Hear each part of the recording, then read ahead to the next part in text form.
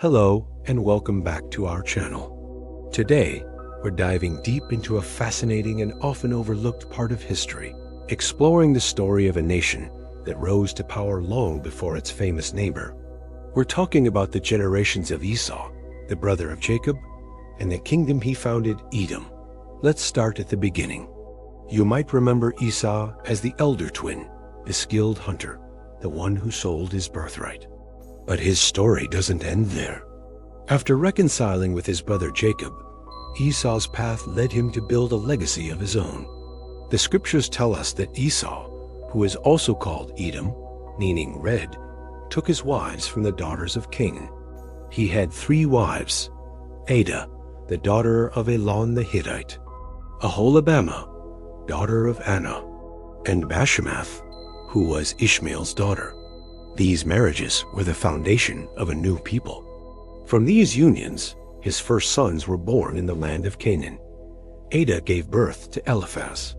Bashemath bore a son named Reuel, and Aholibamah had 3 sons, Jush, Jalam, and Korah.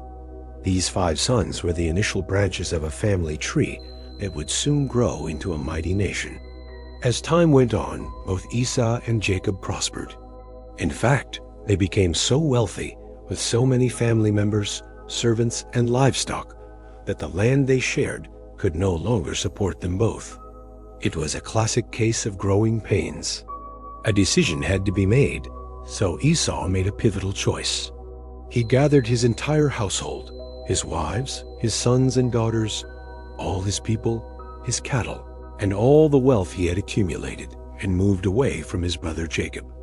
He journeyed to a new territory, the rugged and mountainous region of Mount Seir. This move wasn't just a change of address. It was the birth of a nation. From this point on, Esau became known as Edom, and Mount Seir became the heartland of the Edomites. Now let's look closer at the family that became a kingdom. These are the generations of Esau, the father of the Edomites, in Mount Seir. His son Eliphaz had a large family himself. His sons were Taman, Omar, Zepho, Gatam, and Kainos. Eliphaz also had a concubine named Timnah, who bore him a son named Amalek. If that name sounds familiar, it's because the Amalekites would later become a significant and often hostile force in the history of Israel. Esau's second son, Reuel, also had sons who became leaders of clans: Nahath, Zerah, Shammah, and Mizah. And remember Aholibamah's 3 sons? Jush, Jalam, and Korah. Each of these grandsons of Esau would become a duke, or a chieftain, the head of a powerful clan that carried his name. So you have the dukes from Eliphaz: Duke Taman, Duke Omar, Duke Zepho, Duke Kenaz, and even Duke Amalek. And the dukes from Reuel: Duke Nahath, Duke Zerah, Duke Shammah, Duke Mizah. And finally, the dukes from Aholibamah: Duke Jush, Duke Jalam, and Duke Korah.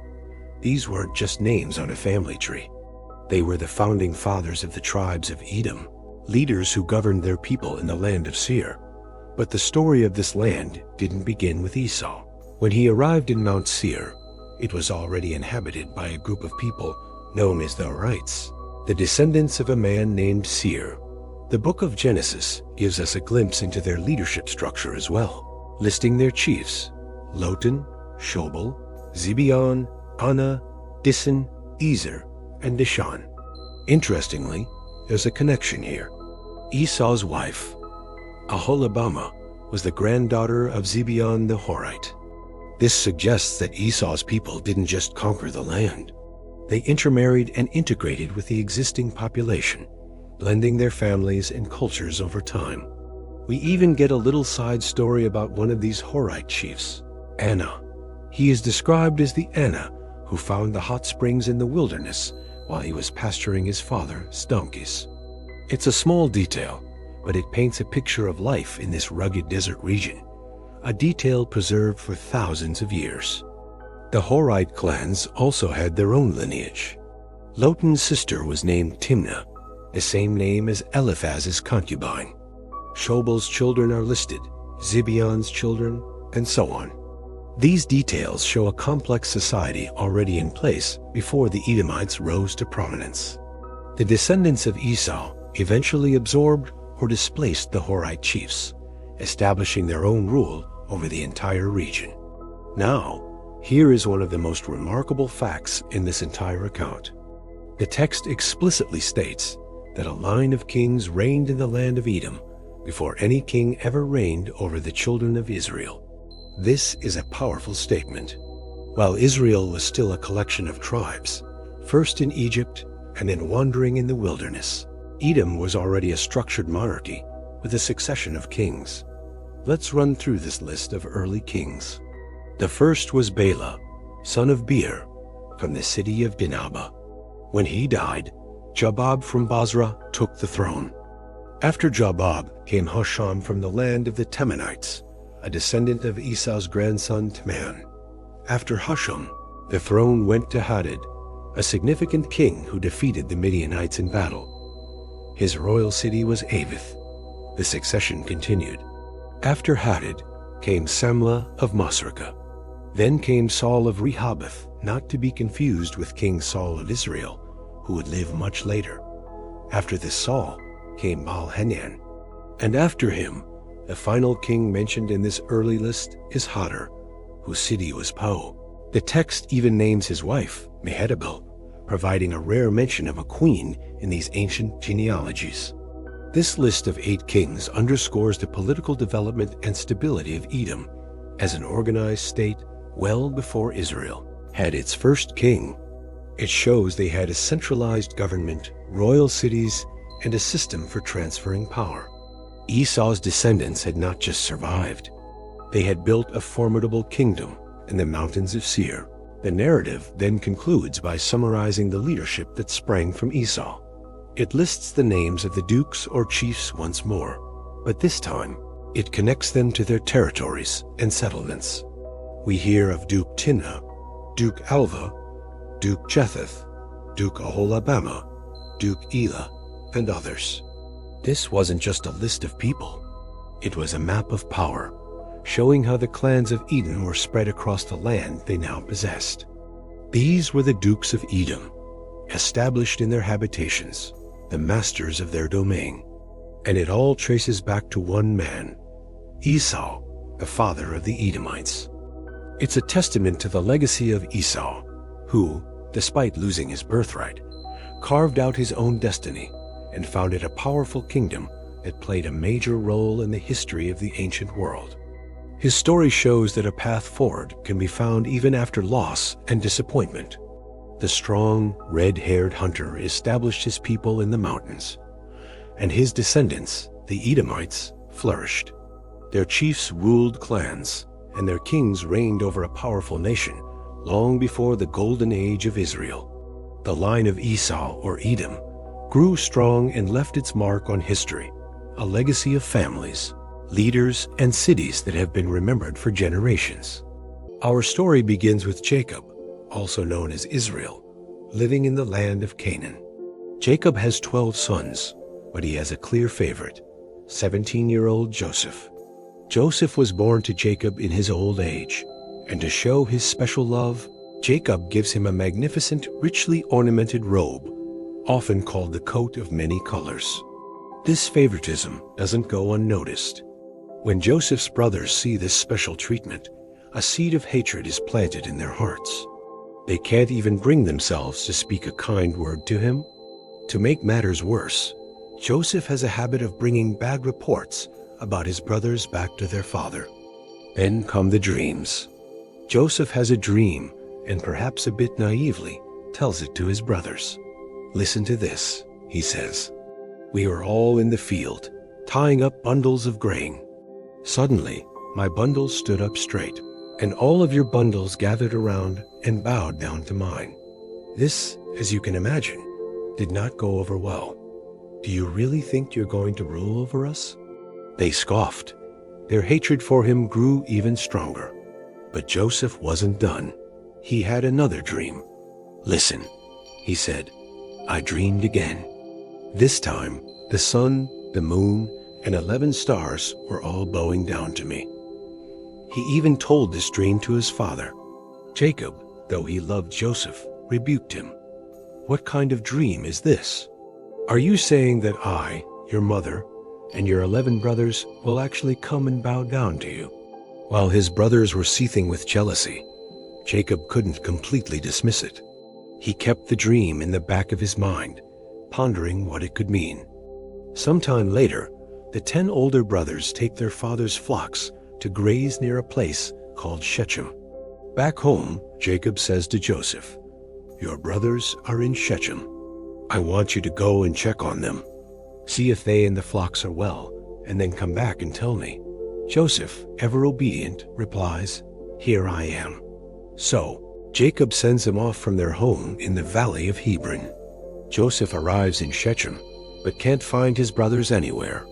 He's wandering through a field when a man finds him and asks, "What are you looking for?" Joseph explains, "I'm looking for my brothers. Do you know where they're grazing their flocks?" A man points him in the right direction. "They've moved on from here," he says. "I heard them say, 'Let's go to Dothan.'" Joseph continues his journey and finally finds his brothers in Dothan. But they see him coming from a long way off. As the figure with the colorful coat gets closer, a dark plan forms in their minds. "Here comes the dreamer," they say to one another. "This is our chance. Let's kill him and throw his body into one of these pits. We'll just tell our father that a wild animal got him. Then we'll see what happens to all his precious dreams." But Reuben, the eldest brother, feels a pang of conscience. He wants to save Joseph without directly confronting his angry brothers. "Let's not kill him," he suggests. "Don't shed any blood. Just throw him into this pit out here in the wilderness, but don't lay a hand on him." Reuben's secret plan was to come back later, pull Joseph out, and return him safely to their father. When Joseph finally arrives, his brothers don't greet him. Instead, they violently grab him, rip the beautiful coat off his back, and throw him into an empty pit. The pit was dry, with no water in it. Their cruel task done, they casually sit down to eat a meal, as if nothing happened. As they're eating, they look up and see a caravan approaching. It's a group of Ishmaelite traders, their camels loaded with spices, balm, and myrrh on their way down to Egypt. An idea sparks in the mind of another brother, Judah. He says, "What do we really gain if we kill our brother and have to cover it up? It's a messy business. Come on, let's sell him to these Ishmaelites instead. That way, we don't have his blood on our hands. After all, he is our brother, our own flesh and blood." The other brothers, seeing the cold logic and the chance for profit, agree. So, when the traders pass by, the brothers pull a terrified Joseph out of the pit. They sell their own brother for 20 pieces of silver. And just like that, Joseph is taken away, a slave bound for Egypt. A little while later, Reuben returns to the pit, intending to carry out his rescue plan. But when he looks inside, Joseph is gone. In utter despair, he tears his clothes. He goes back to his brothers, frantic. The boy is gone. What am I going to do now? But the brothers have already moved on to the next phase of their deception. They take Joseph's coat, kill a young goat, and soak the vibrant fabric in its blood. They then send the tattered, bloody coat back to their father with a cold, calculated message. "We found this. Take a look. Is this your son's coat or not?" Jacob recognizes it instantly. His world collapses. "It's my son's coat," he cries out. A wild animal must have attacked him. Joseph has been torn to pieces. Overcome with grief, Jacob tears his own clothes, puts on sackcloth, and begins to mourn. His sons and daughters try to comfort him, but he refuses their empty words. "No," he says, "I will go down to my grave mourning for my son." And he wept for Joseph day after day, believing his favorite son was dead. Meanwhile, far away, the traders who bought Joseph arrive in Egypt. They sell him to a man named Potiphar, a high-ranking official who is the captain of Pharaoh's personal guard. Joseph, The beloved son is now a slave in a foreign land. Now, the story takes a fascinating and crucial turn, focusing on one of the brothers who proposed selling Joseph, Judah. Sometime after these events, Judah leaves his brothers and goes to live with a man from Adullam named Hira. While there, he sees a Canaanite woman, the daughter of a man named Shua. Judah marries her, and they have 3 sons, Onan, and Shelah. In time, Judah finds a wife for his firstborn son, Ai. Her name is Tamar. But the scripture tells us that was wicked in the sight of the Lord, and so the Lord put him to death. Following the customs of that time, Judah then tells his second son, Onan, "Go and marry your brother's widow. It is your duty to provide an heir for your brother's family line." But Onan was selfish. He knew that any child born from this union would not be considered his own heir, but his deceased brother's. So, whenever he was with Tamar, he deliberately prevented her from conceiving. The Bible says that what he did was evil in the Lord's sight, and so the Lord put Onan to death as well. Now Judah is left with one son, Shelah. He is afraid. He thinks, perhaps there's a curse on Tamar, and if Shelah marries her, he will die too. So he says to his daughter-in-law, "Tamar, go back to your father's house and live as a widow until my youngest son Shelah grows up." But this was a lie. Judah had no intention of ever giving Shelah to Tamar. So Tamar, obedient and patient, returns to her father's house to wait for a promise that was never meant to be kept. This side story of Judah and Tamar might seem like a detour, but it's incredibly important.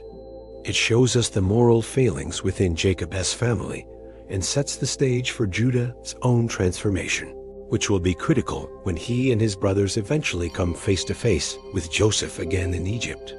And that's where we'll leave it for today. We've seen Joseph betrayed and sold into slavery, his father left to believe he's dead, and the family line of Judah entangled in deceit and tragedy. But this is only the beginning of Joseph's incredible journey. Let's start with a man named Judah. You might remember him as one of Joseph's brothers. After some time, Judah's wife passed away. Once his period of mourning was over, he headed to a town called Timnah to oversee his sheep shearing, bringing his friend Hira along. Now, this is where it gets complicated. Judah had a daughter-in-law named Tamar. Her first 2 husbands, who were Judah's sons, had both died. According to custom, Judah's 3rd son, Shelah, was supposed to marry her to continue the family line. But Judah was dragging his feet. Tamar saw that Shelah was all grown up, but the marriage wasn't happening. She felt wronged and decided to take matters into her own hands. Tamar knew Judah would be traveling to Timnah, so she devised a plan. She took off her widow's clothes, put on a veil to hide her identity, and sat by the side of the road. When Judah passed by, he didn't recognize her. Seeing the veiled woman, he assumed she was a prostitute. He approached her and said, "Let me be with you."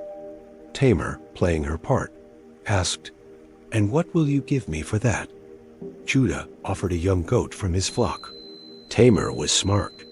She replied, "That's fine, but what will you give me as a guarantee until you send the goat?" Judah asked what she wanted. She said, "Your seal, your cord, and the staff in your hand." These were like his personal signature and symbols of his authority. In a moment of poor judgment, he agreed, handed them over, and was with her. Afterward, Tamar went home, took off the veil, and put her widow's clothes back on. Later, Judah sent his friend Hira with the goat to retrieve his belongings. But when Hira got to the spot, the woman was gone. He asked the local men, "Where's the prostitute who is by the road?" They were confused, saying, "There hasn't been any prostitute here." Hira went back to Judah and told him, "I couldn't find her, and the locals say she was never there."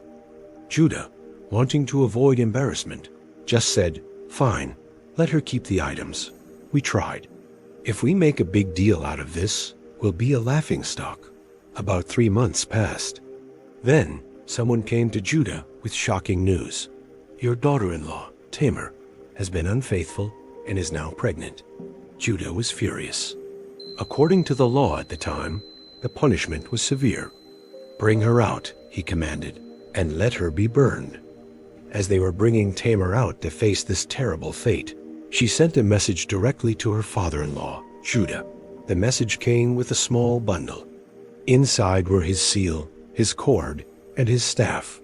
Her message was simple and powerful. I am pregnant by the man who owns these things. Take a good look. Whose seal, cord, and staff are these? Judah's heart must have stopped. He recognized his own belongings immediately. The truth hit him like a lightning bolt. In a moment of public humility and clarity, he declared, "She is more righteous than I am." He admitted that he had failed to give her to his son Shelah, which was his duty. His wrongdoing had led her to this desperate act. The Bible notes that he never slept with her again. When Tamar's time came, she gave birth to twins. The delivery was unusual. One baby stuck his hand out first, and the midwife tied a scarlet thread around his wrist, saying, "This one came first."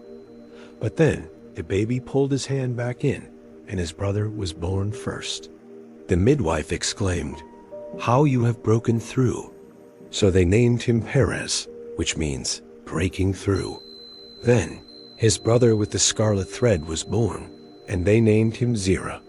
Perez would go on to be an ancestor in the lineage of King David, and ultimately Jesus. It's an incredible story of how justice was found in the most unexpected way. Meanwhile, what about Judah's brother, Joseph? We last saw him being sold into slavery by his own brothers. He was taken down to Egypt and purchased by a man named Potiphar, who was a high-ranking official Pharaoh's captain of the guard. You might think this was the end of the line for Joseph, but it was just the beginning of a new chapter. The scripture says, "The Lord was with Joseph, and because of this, he prospered." He lived and worked in Potiphar's house, and his master quickly noticed something special about him. Potiphar saw that everything Joseph touched turned to gold. The Lord was blessing Joseph, and that blessing was overflowing to Potiphar's entire household. So Potiphar promoted him. Joseph found favor and was put in charge of everything Potiphar owned. His house, his fields, his finances, everything. Potiphar trusted him so completely that he didn't worry about a single thing, except for the food he ate each day. The Bible also mentions that Joseph was well-built and handsome. This, unfortunately, would lead to his next great trial. Potiphar's wife began to notice Joseph. Day after day, she would look at him with desire and say, "Lie with me." But Joseph was a man of integrity. He refused every time. He told her, "Look, my master trusts me with everything in his house. He has put me in charge of it all. There is no one in this house with more authority than me. He has withheld nothing from me except you, because you are his wife. How then could I do this great wickedness and sin against God?" His loyalty was to both his master and to God, but she was persistent. She kept pressuring him, day after day, but Joseph stood firm. One day, Joseph went into the house to attend to his duties. As it happened, none of the other household servants were inside. Seizing the opportunity, Potiphar's wife grabbed him by his cloak and demanded, "Lie with me." Joseph knew he was in a dangerous situation. He pulled away from her so forcefully that he left his cloak in her hand and ran out of the house. She was left holding his garment, her advances rejected. Her desire quickly turned to rage and a thirst for revenge. She called out to her household servants, creating a scene. "Look," she cried, "this Hebrew my husband brought here. He came in to insult me. He tried to force himself on me, but I screamed at the top of my lungs." She held onto Joseph's cloak as her supposed evidence. When her husband, Potiphar, came home, she spun her fabricated story. She told him, "That Hebrew servant you brought to us came to me to mock me. But as soon as I cried out for help, He ran outside, leaving his cloak with me. When Potiphar heard his wife's story, he was filled with rage. He didn't question her. He immediately had Joseph arrested and thrown into the prison where the king's prisoners were kept. From the top of the household to the bottom of a dungeon, it was a devastating and unjust fall from grace. But even in that dark place, Joseph was not alone. The story repeats a familiar, powerful phrase, "But the Lord was with Joseph." Even in prison, God showed him steadfast love and gave him favor in the sight of the chief jailer. Soon, the jailer saw the same qualities in Joseph that Potiphar had. He put Joseph in charge of all the other prisoners. Anything that needed to be done in that prison, Joseph was the one overseeing it. The chief jailer paid no attention to anything under Joseph's care, because he knew the Lord was with him, and that the Lord caused everything he did to succeed. Joseph's journey in prison was far from over. After some time, 2 new prisoners arrived, Pharaoh's chief cupbearer and his chief baker. They had offended the king of Egypt, and Pharaoh had them thrown into the very same prison under Joseph's watch. Joseph was assigned to attend to them. One night, something strange happened.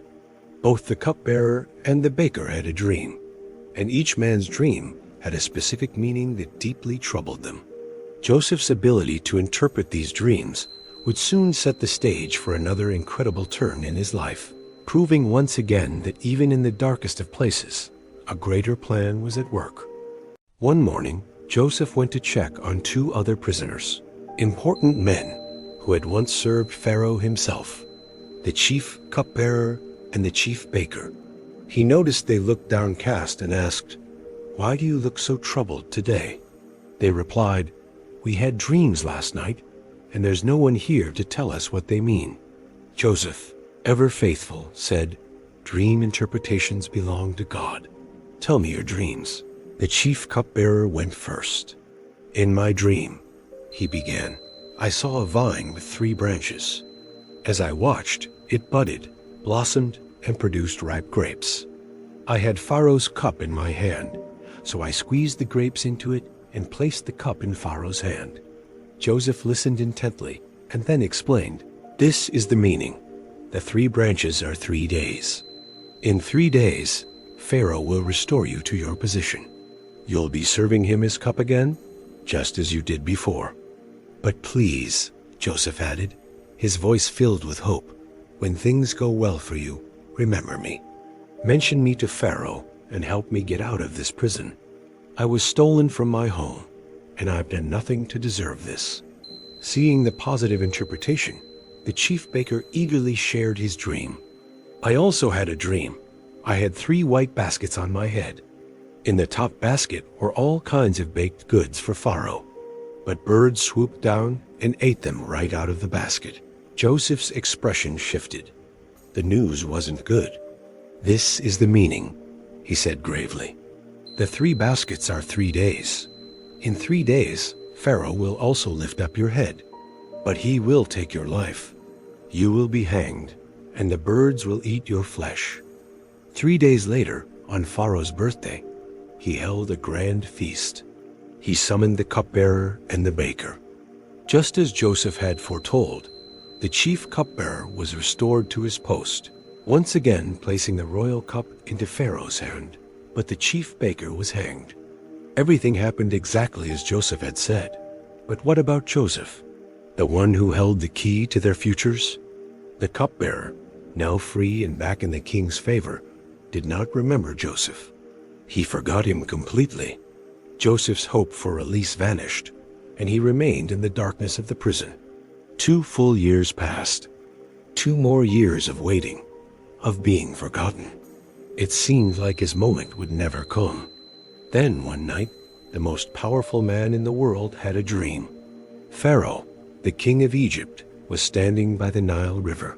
He saw 7 healthy, strong, well-fed cows emerge from the water and begin to graze. But then 7 other cows came up after them, thin, sickly, and uglier than any he had ever seen. In his dream, the 7 ugly cows devoured the 7 healthy ones, And then Pharaoh woke up. He fell asleep again and dreamed a second time. This time, he saw 7 full, healthy heads of grain growing on a single stalk. But then, 7 thin, withered heads of grain, scorched by the east wind, sprouted up, and the thin heads swallowed the 7 healthy ones. Pharaoh woke with a start, deeply troubled. The next morning, the palace was in an uproar. Pharaoh summoned all the magicians and wise men of Egypt. He told them his disturbing dreams, but no one, not a single one, could offer an explanation. The mystery and the sense of foreboding hung heavy in the air. It was then that a memory sparked in the mind of the chief cupbearer. He stepped forward and spoke to Pharaoh. "Today I remember my faults," he said.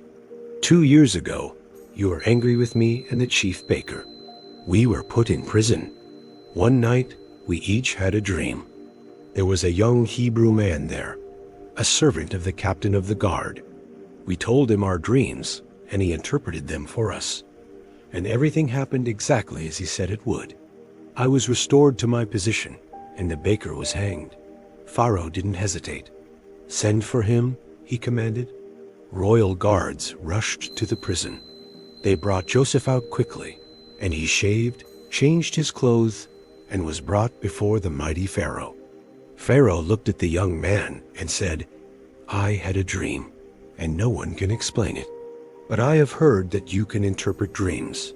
Joseph's reply was humble and confident. 'It is not in me,' he said. 'God will give Pharaoh the answer he seeks.' So Pharaoh recounted his dreams, the 7 fat cows eaten by the 7 thin cows, who remained just as thin, and the 7 healthy heads of grain swallowed by the 7 withered ones. 'I told these dreams to my magicians,' Pharaoh concluded, 'but no one could explain them to me.' Joseph listened, and then he spoke with divine clarity. 'Pharaoh's dreams are one and the same. God is showing you what he is about to do. The 7 healthy cows and the 7 good heads of grain are 7 years of great plenty that will come upon all of Egypt. The 7 thin cows and the 7 dried heads are 7 years of famine that will follow. The famine will be so severe that the years of plenty will be completely forgotten. It will ruin the land.' Joseph continued, 'The dream was given to you twice to show that this matter is firmly decided by God, and it will happen soon. Therefore, Pharaoh should choose a wise and discerning man and put him in charge of the land of Egypt. Appoint officers to collect 1/5 of the harvest during the 7 good years. They should store this food in the cities under your control. This food will be a reserve for the land during the 7 years of famine, so that the country will not be destroyed.' The plan was brilliant, simple yet profound. Pharaoh and all his officials were impressed.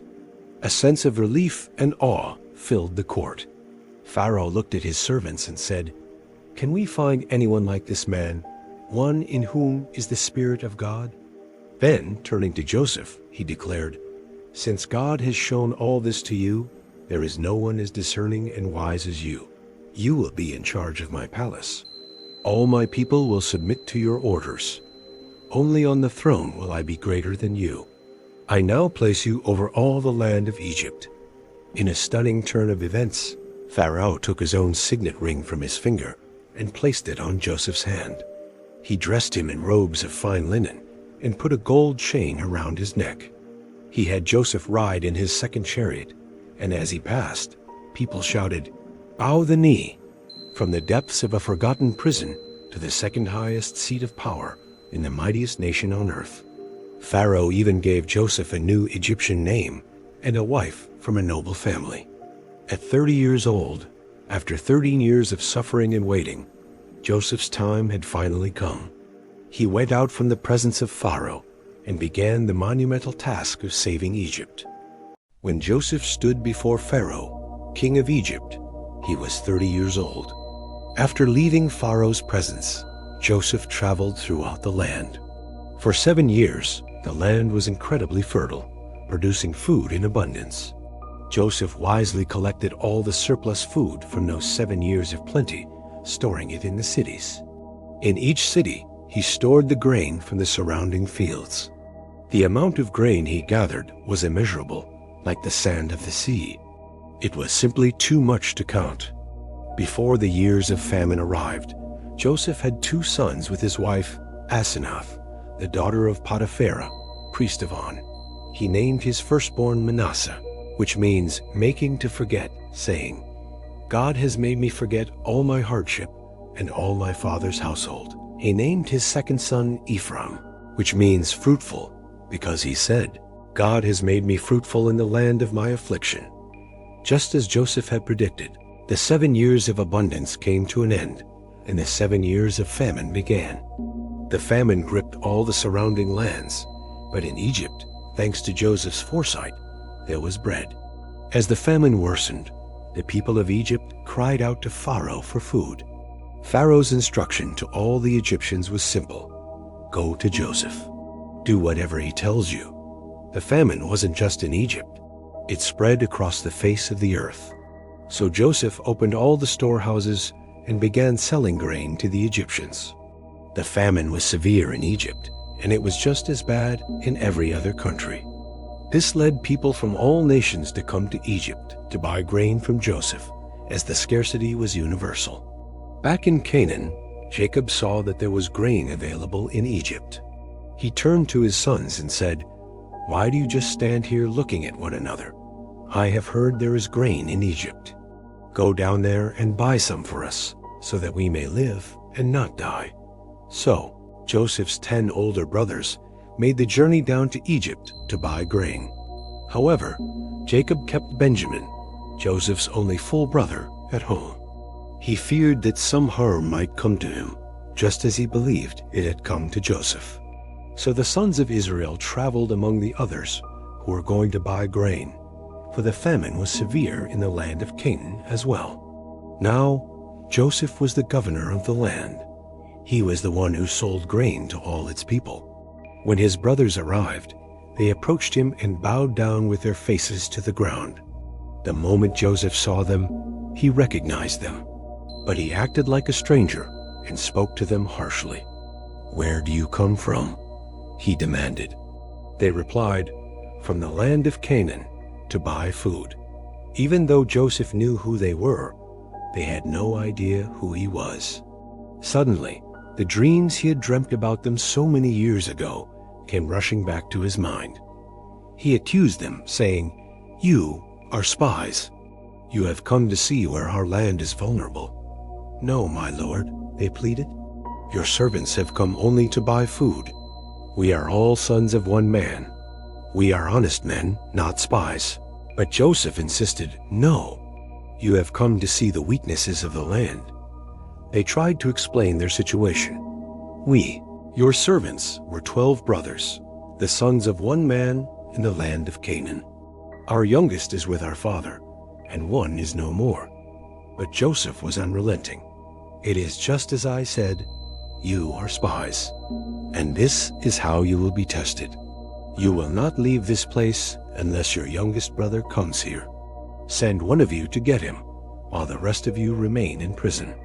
We will test your story to see if you are telling the truth." And with that, he put them all in custody for 3 days. On the 3rd day, Joseph came to them and said, "Do this, and you will live, for I fear God.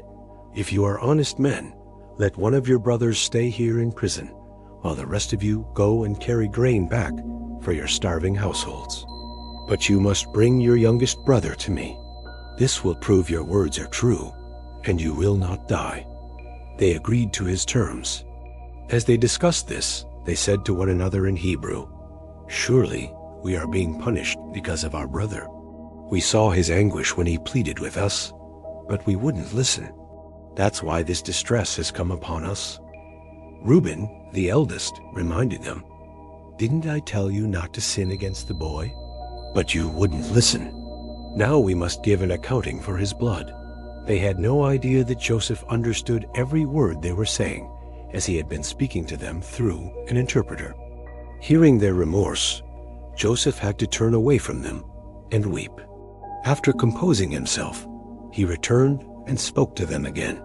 He then took Simeon from them and had him bound right before their eyes. Joseph then gave orders to fill their sacks with grain, but he also secretly commanded his servants to put each man's silver back into his own sack and to give them provisions for their journey. After this was done for them, they loaded their grain on their donkeys and departed. At an overnight stop, one of the brothers opened his sack to get feed for his donkey and was shocked to find his silver right at the top. Their hearts sank. Trembling, they turned to each other and asked, "What is this that God has done to us?" When they returned to their father Jacob in the land of Canaan, they told him everything that had happened. They said, "The man who is Lord of the land spoke harshly to us and treated us as if we were spying on his country. But we told him, 'We are honest men, not spies. We were 12 brothers, sons of our father. One is no more, and the youngest is with our father today in Canaan.' They explained the man's demand. He said, 'Leave one of your brothers here with me. Take grain for your starving households and go. But bring your youngest brother to me, so I will know that you are not spies, but honest men.' Then, as each man emptied his sack, there in each sack was his pouch of silver. When they and their father saw the money, they were terrified. Jacob cried out, 'You have deprived me of my children. Joseph is no more, Simeon is no more, and now you want to take Benjamin. Everything is against me.' Reuben tried to reassure him, 'You may put my own 2 sons to death if I do not bring him back to you. Entrust him to my care, and I will bring him back.' But Jacob refused. 'My son will not go down with you. If harm comes to him on the journey, you would bring my gray head down to the grave in sorrow.' The famine in the land grew even more severe. When they had eaten all the grain they had brought from Egypt, their father said to them, 'Go back and buy us a little more food.' But Judah spoke up. 'The man warned us sternly, "You will not see my face again unless your brother is with you. If you send our brother with us, we will go. But if you will not send him, we will not go." Jacob was distraught. "Why did you bring this trouble on me by telling the man you had another brother?" They replied, "The man questioned us closely about ourselves and our family. We only answered his questions. How could we possibly know?" he would say. "Bring your brother down here." Judah then said to his father, "Send the boy along with me, and we will go at once, so that we and you and our children may live and not die. I myself will guarantee his safety. You can hold me personally responsible for him. If I do not bring him back to you, let me bear the blame before you forever." Finally, their father Jacob relented. "If it must be, then do this.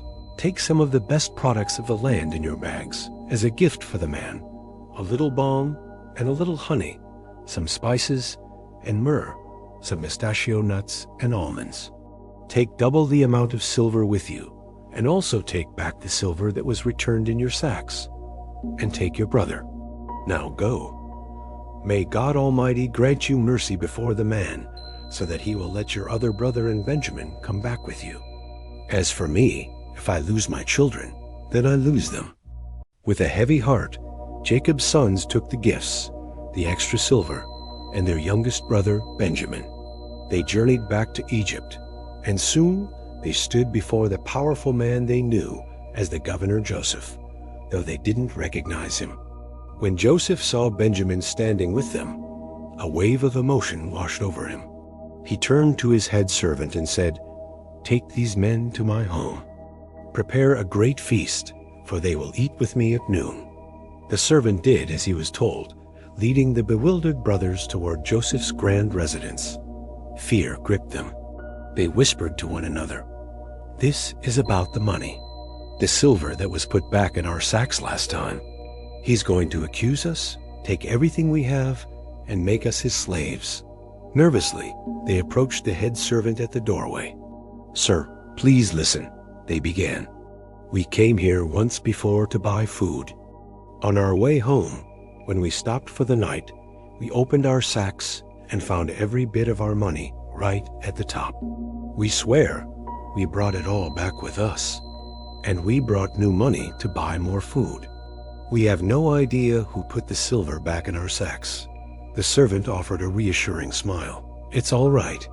Don't be afraid," he said kindly.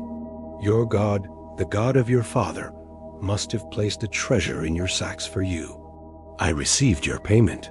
And to prove his goodwill, he brought their brother Simeon out to them, released from his prison. He then led them into Joseph's house, gave them water to wash the dust from their feet, and provided food for their tired donkeys.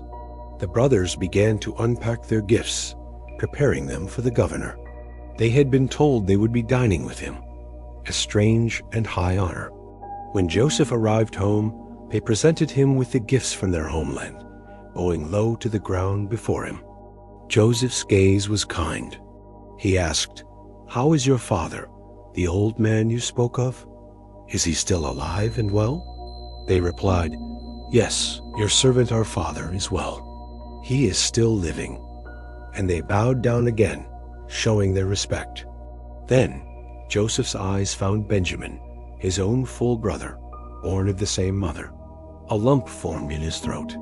"Is this your youngest brother, the one you told me about?" he asked, his voice thick with emotion. Looking at Benjamin, he added, "May God be gracious to you, my son." The feelings were too much to contain. Joseph had to get away. He quickly left the room, rushing to his private chamber where he could finally let the tears flow freely. He wept, releasing years of pent-up longing and sorrow. After a moment, he washed his face, composed himself, and returned to his guests. "Serve the meal," he commanded. The seating arrangement was peculiar. Joseph sat at his own table, as was his custom. The Egyptian officials sat at another, because Egyptians considered it an abomination to eat with Hebrews. And the brothers, to their absolute astonishment, were seated at their own table in perfect birth order. From the oldest, Reuben, to the youngest, Benjamin. They looked at each other, utterly baffled. How could this man possibly know their ages? As the food was served, Joseph personally sent portions from his own table to his brothers. But when it came to Benjamin's plate, he was given a portion 5 times larger than anyone else's. Far from being a sign of trouble, it was a mark of great favor. The tension finally broke, and they ate and drank, their spirits lifting as they shared this unexpected feast together. After the meal, as his brothers prepared to leave, Joseph gave his servant a secret instruction. "Fill the men's sacks with as much grain as they can carry, and put each man's silver back in the mouth of his sack. But in the sack of the youngest, put my personal silver cup, along with the silver for his grain." The servant did exactly as Joseph had commanded. At first light the next morning, the brothers and their donkeys were sent on their way. They had traveled only a short distance from the city when Joseph said to his servant, "Go, hurry after them. When you catch up, say to them, 'Why have you repaid good with evil? You have stolen the very cup my master drinks from and uses for divination. This is a wicked thing you have done.'" A servant raced after them and delivered the accusation. The brothers were horrified. "Why would our Lord say such things?" they cried. "We would never do such a thing. Look, we brought back the money we found in our sacks all the way from Canaan. Why would we then steal silver or gold from your master's house? If you find the cup with any one of us, let him die, and the rest of us will become your slaves." "Fair enough," the servant replied, "but let's change the terms. The one with whom the cup is found shall be my slave. The rest of you will be free to go." They wasted no time. Each man quickly lowered his sack to the ground and opened it. The servant began his search, starting with the oldest, Reuben, and working his way down to the youngest. And there it was. The silver cup was found in Benjamin's sack. In utter despair, they tore their clothes, a sign of deep grief and anguish. They loaded their donkeys and turned back, a silent, heartbroken procession heading back to the city. When Judah and his brothers arrived at Joseph's house, he was still there. They fell on the ground before him. "What is this you have done?" Joseph demanded. "Didn't you know that a man in my position can uncover secrets? Judah, speaking for them all, was broken. What can we say to my Lord? What can we possibly say? How can we prove our innocence? God has uncovered our guilt. We are now your slaves, my Lord, all of us, and especially the one in whose sack the cup was found. But Joseph replied, No, I would never do such a thing. Only the man who had the cup will be my slave. The rest of you, go back to your father in peace. This was the moment Judah had dreaded. He stepped forward, his voice trembling but earnest. Oh, my Lord, please let your servant speak. Please do not be angry, for you are as powerful as Pharaoh himself. My Lord, you asked us if we had a father or a brother. We told you, we have an aged father and a young brother, the child of his old age. His brother is dead, so he is the only one of his mother's sons left, and our father loves him deeply. You told us to bring him down to you, so you could see him for yourself. We explained that the boy could not leave his father, that if he did, his father would die. But you insisted, unless your youngest brother comes with you, you will not see my face again. Judah's words tumbled out, painting a picture of their father's grief. So we went back and told our father what you said. When he told us to return for more food, we had to tell him we couldn't go unless Benjamin came with us. Our father said to us, You know that my wife bore me 2 sons. One went away from me, and I said, Surely he has been torn to pieces, and I have not seen him since. If you take this one from me also, and harm comes to him, you will bring my gray hairs down to the grave in sorrow. So now, my Lord, if we go back to our father, and the boy is not with us, his life is so bound up in the boy, his life, he will die. We will be responsible for bringing our father to his grave in grief. I, your servant, personally guaranteed the boy's safety to my father. I told him, if I do not bring him back to you, I will bear the blame before you all my life. Therefore, please, I beg you, let me stay here as your slave instead of the boy. Let him go back with his brothers. For how can I go back to my father if the boy is not with me? I cannot bear to see the misery that would overwhelm my father. Joseph stood, his face a storm of emotions. They looked at Joseph with a mix of awe and fear, completely unaware of the shocking truth that was about to shatter their world. Joseph could no longer contain the feelings that had been building inside him for years. With a voice shaking with emotion, he commanded, Everyone, leave me. The Egyptian servants, sensing the urgency, quickly filed out of the room, leaving Joseph alone with these men from a distant land, his brothers. The moment the doors closed, a dam of tears broke within him. Joseph began to weep, not silently, but with loud, heart-wrenching sobs that echoed through the vast palace. The sound was so powerful that it carried through the walls, reaching the ears of the Egyptians outside, and even those in Pharaoh's own household. Through his tears, he finally spoke the words that had been locked in his heart for 2 decades. I am Joseph, he cried out. Is my father still alive? His brothers froze, their faces a canvas of disbelief, then dawning horror.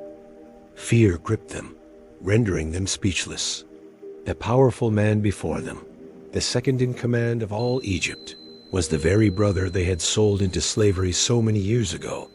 They were terrified. Seeing their fear, Joseph's tone softened. Come closer to me, he urged gently. Hesitantly, they shuffled forward.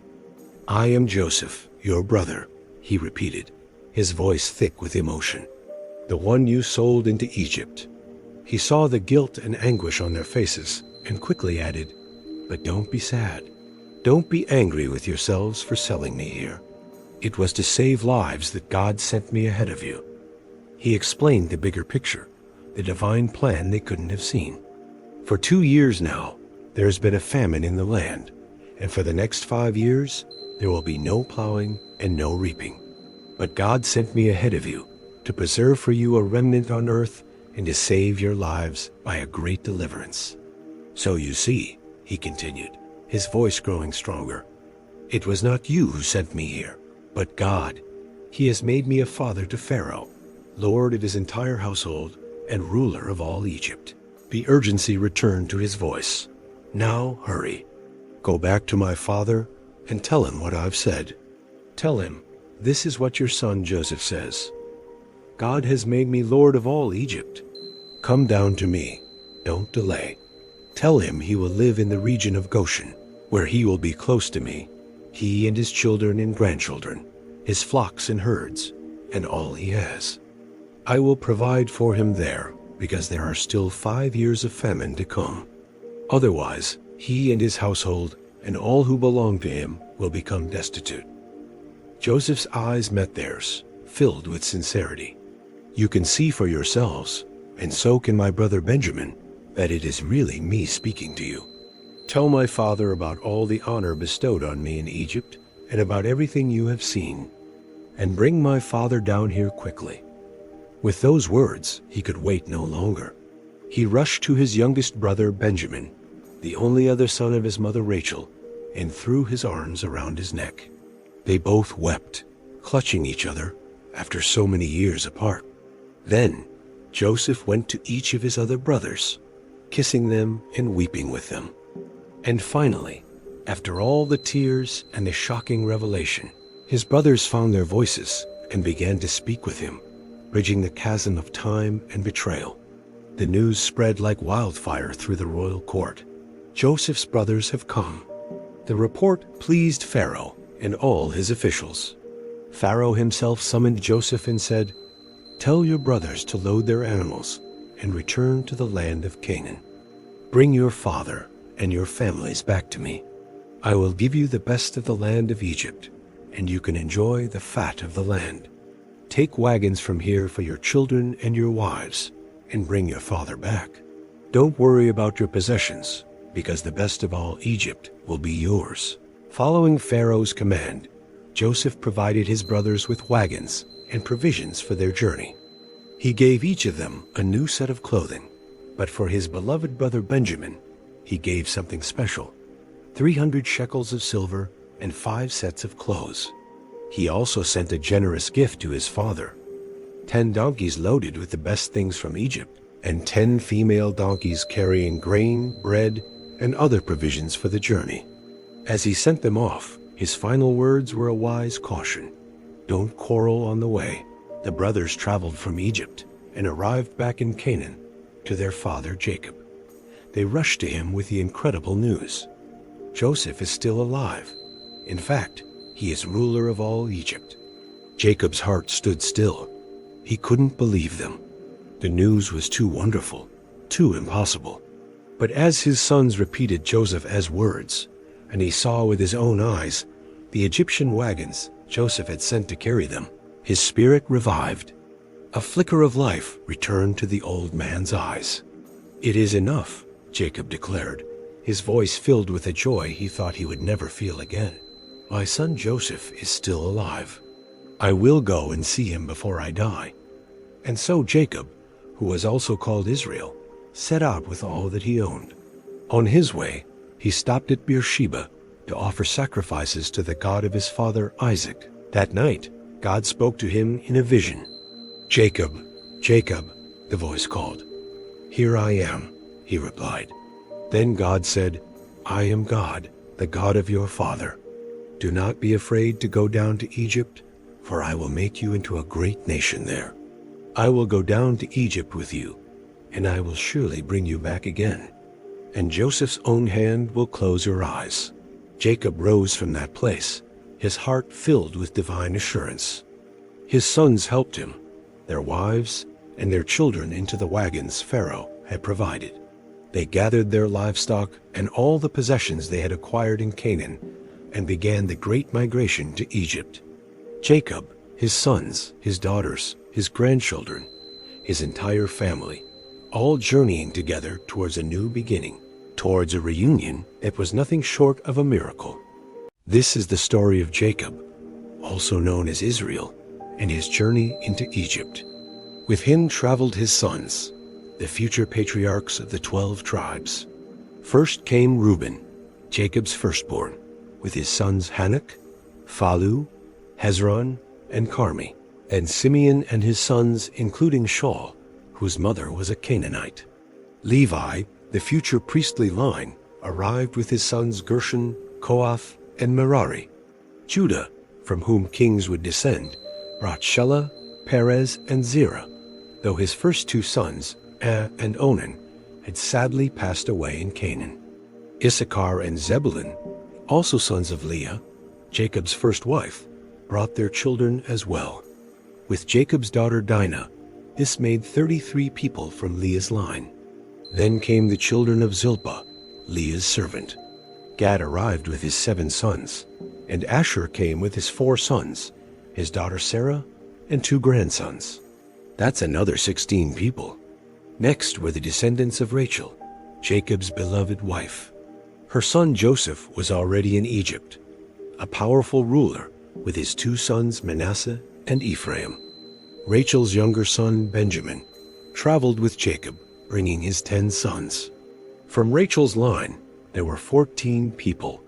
Finally, from Bilhah, Rachel's servant, came Dan with his son Hushim, and Naphtali with his 4 sons, adding 7 more to the count. In total, 66 of Jacob's direct descendants made the arduous journey. Along with Joseph and his 2 sons already in Egypt, the family numbered 70 souls. This was the seed of a nation, seeking refuge from a devastating famine. As they neared their destination, Jacob sent Judah ahead to find Joseph and get directions to Goshen, the land promised to them. When the caravan finally arrived, Joseph, dressed in the fine linen and gold of an Egyptian official, prepared his royal chariot. The moment he saw his long-lost father, he ran. He threw his arms around Jacob, and they wept together, a torrent of tears washing away 2 decades of grief and separation. After a long embrace, Jacob, his voice thick with emotion, said, "Now I am ready to die, because I have seen your face again, and you are still alive." Joseph, ever the planner, knew they needed the Pharaoh's official approval. He told his family, "I will go to Pharaoh and tell him my family has arrived from Canaan. They are shepherds. When he asks your occupation, tell him the truth. This way, he'll let you settle in Goshen, because Egyptians prefer not to live near shepherds." Joseph then went before the mighty Pharaoh and announced his family's arrival. He chose 5 of his brothers to represent the family. Pharaoh asked them directly, "What is your work?" They replied as Joseph instructed, "We are shepherds, just like our fathers. We've come because the famine in Canaan is severe, and there's no pasture for our animals. Please, let us live in the land of Goshen."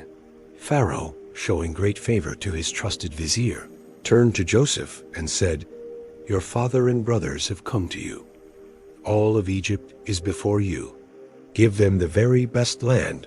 Let them live in Goshen. And if any of them are particularly skilled, put them in charge of my own royal livestock." What an incredible turn of events. From being sold into slavery to now having the power to settle his family in the best part of the land. Joseph then brought his elderly father, Jacob, to meet the most powerful man in the world. In a gesture of profound spiritual authority, Jacob blessed Pharaoh. The ruler, struck by Jacob's venerable appearance, asked him, "How old are you?" Jacob's answer was heavy with the weight of his life.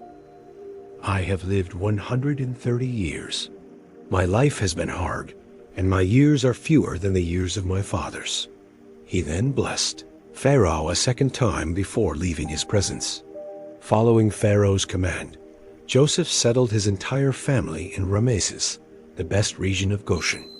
And from his position of power, he ensured they had all the food they needed, providing for his father, his brothers, and all their households. Meanwhile, the famine was not just a story. It was a brutal reality that gripped the world. The situation grew desperate. There was no bread to be found, and the lands of both Egypt and Canaan grew weak from hunger.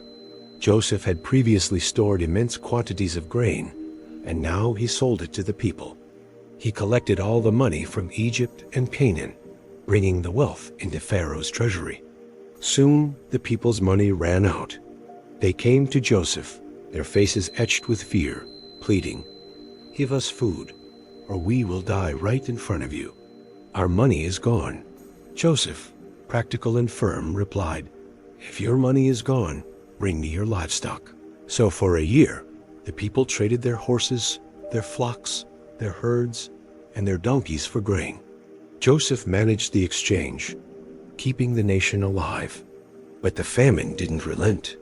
When that year ended, the people returned to him, their situation even more dire. "We cannot hide our situation from you, my lord," they said. "We have nothing left.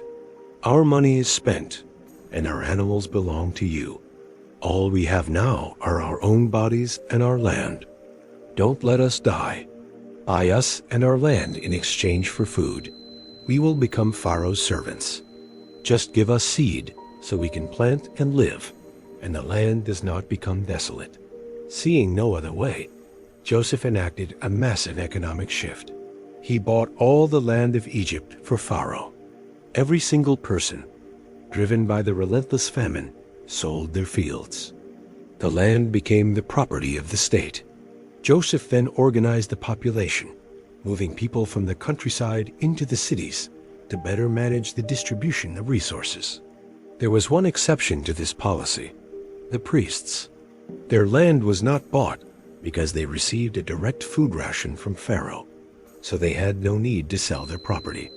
With the entire population and land under his administration, Joseph announced the new law of the land.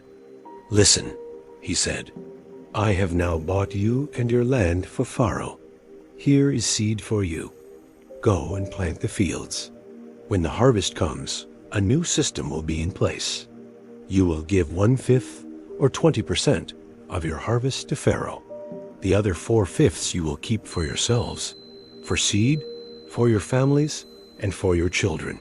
The people's response was one of overwhelming gratitude. "You have saved our lives." They cried, "We are grateful to find favor in your eyes, my lord. We will gladly be Pharaoh's servants." And so, Joseph's decree became a lasting law in Egypt. 1/5 of all produce belonged to the Pharaoh. This policy, born from a crisis, reshaped Egyptian society for generations to come, all orchestrated by the shepherd boy who became a prince. Years had passed since the Great Famine, and under the protection of his son Joseph, the prime minister of Egypt, the family of Israel had flourished. They weren't just surviving, they were thriving, growing into a great and numerous people. Jacob himself lived in Egypt for 17 years. By this time, he was a very old man, having lived a long and eventful life of 147 years. As he felt his life drawing to a close, Jacob knew he had one final crucial task. He called for his most beloved son, Joseph. Jacob looked at him and said, "If you truly care for me, promise me this. Do not bury me here in Egypt." This was a deeply significant request. For Jacob, Egypt was a land of refuge, but it was not his true home. His home was Canaan, the land God had promised to his grandfather Abraham, his father Isaac, and to him. It was the land of his ancestors, the land of promise. He continued, "When I die, carry me out of this land and bury me with my fathers." He wanted to be laid to rest in the cave of Machpelah, where Abraham, Sarah, Isaac, Rebekah, and his own wife Leah were buried. Joseph, ever the dutiful son, looked at his father and simply said, "I will do as you ask." But for Jacob, a simple promise wasn't enough. The weight of this final wish was immense. He said, "Swear to me." He needed the unbreakable bond of a sworn oath. And so, Joseph swore to his father that he would carry his body back to Canaan for burial. With this assurance, a sense of peace settled over Jacob. The scripture tells us that Israel then bowed in worship at the head of his bed, grateful that his final connection to the promised land would be honored. Some time passed after this oath. Then a message reached Joseph. "Your father is sick." The end was now very near. Joseph didn't go alone. He took his two sons, Manasseh and Ephraim, who had been born and raised in Egypt, to see their grandfather one last time. When Jacob was told that Joseph had arrived, he summoned all his remaining strength. He was determined not to receive his son lying down. He rallied himself and sat up on his bed, ready for this final momentous encounter. As Joseph and his sons entered, Jacob began to speak, his voice likely weak with age, but firm with conviction. He recounted a pivotal moment from his past. "God Almighty appeared to me at Luz, in Canaan," he said, "and he blessed me." He was recalling the vision at Bethel, where God had confirmed the covenant. "He told me he would make me fruitful, make me a great people, and give this land to my descendants forever." Jacob was reminding Joseph, and perhaps himself, of the divine promise that had guided his entire life. Then, Jacob did something extraordinary. He looked at Joseph and declared, "And now, your 2 sons born here in Egypt, before I came, Ephraim and Manasseh, will be counted as my own sons, just like Reuben and Simeon." This was a formal act of adoption. He was elevating his grandsons to the status of his own sons. They would become heads of their own tribes of Israel, receiving a full inheritance alongside Jacob's direct children. He added that any future children of Joseph would be his, but their inheritance would come through their older brothers, Ephraim and Manasseh. This act effectively gave Joseph a double portion of the inheritance, a right traditionally reserved for the firstborn son. Jacob was transferring the birthright from his actual firstborn Reuben, who had forfeited it to Joseph. As he spoke, a wave of memory seemed to wash over him. He mentioned Joseph's mother, his beloved wife Rachel. "As for me, when I came from Paddan, your mother Rachel died along the way in Canaan. I buried her there on the road to Ephrath, which is Bethlehem." It's a poignant moment, a flash of personal grief amidst the ceremonial gravity of the occasion. Even at the end of his life, the loss of Rachel was still a sharp and present pain. Then, Jacob's attention turned to the 2 boys standing before him. His eyesight had grown dim with age, and he couldn't see them clearly. "Who are these?" he asked. Joseph replied, "These are my sons. God gave them to me here." The answer was simple but profound. Joseph acknowledged that even though they were born in Egypt, they were a gift from God. Hearing this, Jacob's grandfatherly heart swelled.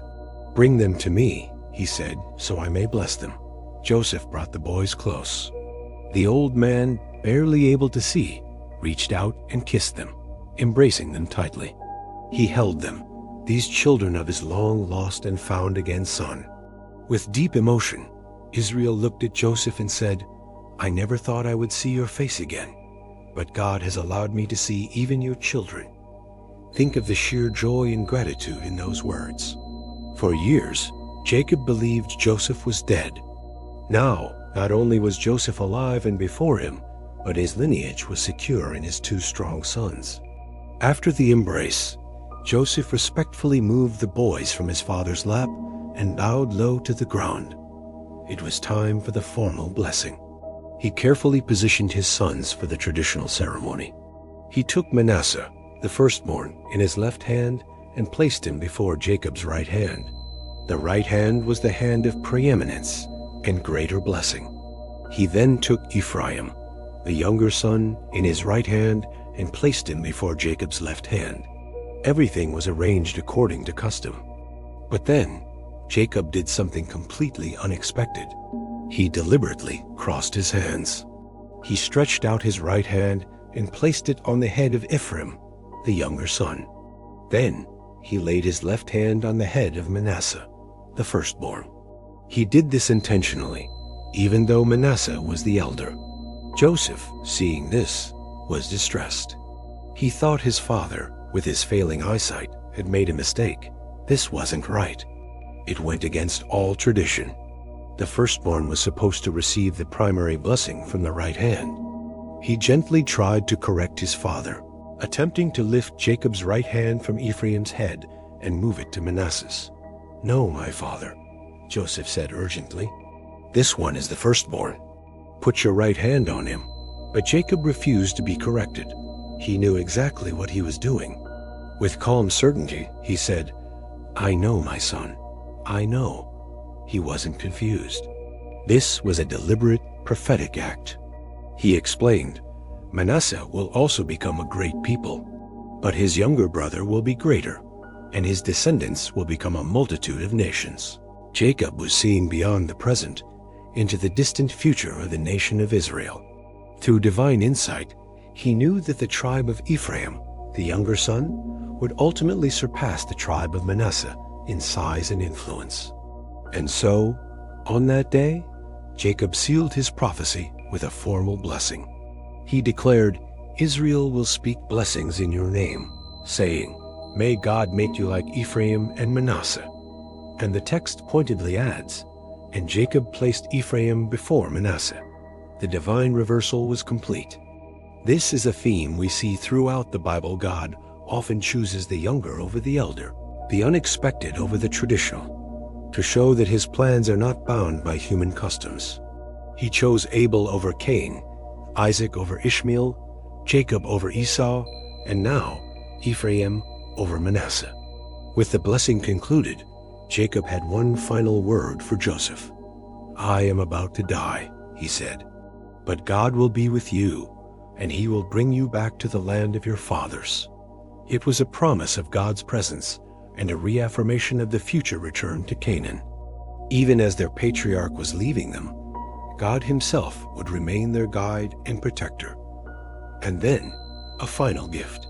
"And I give you one portion more than your brothers," Jacob said, "the land I took from the Amorites with my sword and my bow." He gave Joseph a specific piece of land, Shechem, as a personal inheritance, a tangible token of the double portion he had received.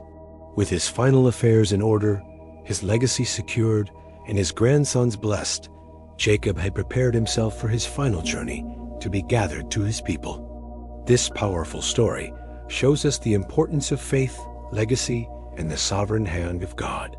Jacob, at the end of his life, was not focused on his death, but on the future God had promised. He looked beyond his own lifetime to bless the generations to come. It is a beautiful reminder that our lives are part of a much larger story that God is writing. As Jacob grew old, he gathered all his sons around him. He wanted to tell them what would happen to them and their descendants in the days to come. It was a moment heavy with meaning, a father's final words, shaping the destiny of a nation. He turned to his firstborn, Reuben. "Reuben, you are my firstborn, my might, the first sign of my strength. You should have been the greatest, but you were as unstable as water. Because you defiled my bed, you will not have that honor." Next, he looked at Simeon and Levi. Simeon and Levi are brothers. Their swords are weapons of violence. My soul, do not enter their counsel. In their anger, they killed men, and in their willfulness, they hamstrung oxen. Cursed be their anger, for it is fierce, and their wrath, for it is cruel.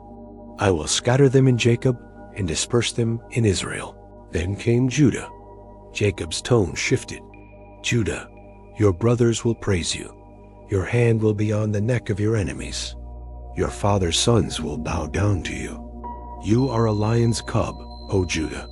Like a lion, you crouch and lie down. Who dares to rouse you? The scepter will not depart from Judah, nor the ruler's staff from between his feet, until the one to whom it belongs shall come, and the obedience of the nations shall be his. His land will be so rich that he will tie his donkey to a vine, and his robes will be washed in the wine of his abundant grapes." To Zebulun, he said, "Zebulun will live by the seashore and become a haven for ships. His border will extend toward Sidon." To Issachar, "Issachar is a strong donkey, lying down between two burdens.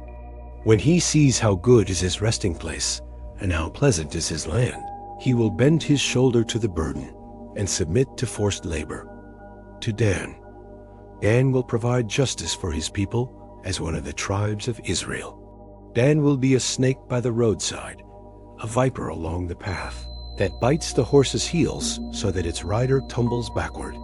At this point, Jacob paused, looked up, and said, I wait for your salvation, O Lord. He continued to Gad. Gad will be attacked by a band of raiders, but he will attack them at their heels. To Asher, Asher's food will be rich. He will provide delicacies fit for a king. To Naphtali, Naphtali is a doe set free that bears beautiful fawns, speaking words of grace. Then Jacob's gaze fell on Joseph, his beloved son, his voice filled with deep affection. Joseph is a fruitful vine near a spring, whose branches climb over a wall. With bitterness, archers attacked him. They shot at him with hostility. But his bow remained steady, his strong arms stayed limber, because of the hand of the mighty one of Jacob, because of the shepherd, the rock of Israel. By the God of your father who helps you, by the Almighty who blesses you with blessings of the heavens above, blessings of the deep that lies below, blessings of the breast and of the womb. Your father's blessings are greater than the blessings of the ancient mountains, than the bounty of the age-old hills. Let all these rest on the head of Joseph, on the brow of the prince among his brothers. Finally, he spoke to his youngest, Benjamin. Benjamin is a ravenous wolf. In the morning, he devours the prey. In the evening, he divides the spoil. After he had finished giving instructions and blessings to his 12 sons, each according to their unique destiny, Jacob had one final command. I am about to be gathered to my people, he said. Bury me with my fathers in the cave in the field of Machpelah, near Mamre in Canaan, the field Abraham bought as a burial place. There they buried Abraham and his wife Sarah. There they buried Isaac and his wife Rebekah, and there I buried Leah. When Jacob finished speaking, he drew his feet up into the bed, breathed his last, and was gathered to his people. Joseph fell upon his father's face, weeping and kissing him. He then commanded his physicians to embalm his father's body. The embalming took 40 days, and the Egyptians mourned for Jacob for 70 days, a period of mourning usually reserved for pharaohs. When the time of mourning was over, Joseph went to Pharaoh. My father made me swear an oath, he explained, saying, I am about to die. Bury me in the tomb I dug for myself in the land of Canaan. Now let me go up and bury my father. Then I will return. Pharaoh granted his request. So Joseph went up to bury his father, and with him went a massive procession. All of Pharaoh's officials, the elders of his court, and all the elders of Egypt, along with Joseph's entire household, his brothers, and his father's household. Only their little children and their flocks and herds were left in Goshen. Chariots and horsemen also went up with him. It was a very great company. When they reached the threshing floor of Atad, near the Jordan River, they held a great and solemn ceremony. Joseph observed a 7-day period of mourning for his father. The Canaanites who lived there saw the mourning and said, The Egyptians are holding a solemn ceremony of mourning. That is why the place was named Abel Mizraim, which means mourning of the Egyptians. Jacob's sons did as he had commanded them. They carried his body to the land of Canaan and buried him in the cave of Machpelah, the very place Abraham had bought. After burying their father, Joseph and his brothers, and all who had gone with them, returned to Egypt. Now that their father was gone, a deep fear crept into the hearts of Joseph's brothers. They said to one another, What if Joseph holds a grudge against us and pays us back for all the wrong we did to him? So they sent a message to Joseph, pleading for his mercy. They told him their father had instructed them to ask for forgiveness. When Joseph heard their message, he wept. His brothers then came and threw themselves down before him. We are your slaves, they said. But Joseph said to them, Don't be afraid. Am I in the place of God? You intended to harm me, but God intended it for good, to accomplish what is now being done, the saving of many lives. So then, don't be afraid. I will provide for you and your children. And he reassured them and spoke kindly to them, putting their fears to rest. Joseph and his father's family continued to live in Egypt. He lived to be 110 years old and saw his family grow to the 3rd and fourth generations. Before he died, Joseph gathered his family and said to them, "I am about to die, but God will surely come to your aid and take you up out of this land to the land he promised on oath to Abraham, Isaac, and Jacob." And he made the sons of Israel swear an oath. He said, "God will surely come to your aid, and when he does, you must carry my bones up from this place." So Joseph died at the age of 110, and they embalmed him, and he was placed in a coffin in Egypt, waiting for the day when his people would return to the promised land. Thanks for watching this full Genesis series. Next, we will dive into the powerful story of Exodus,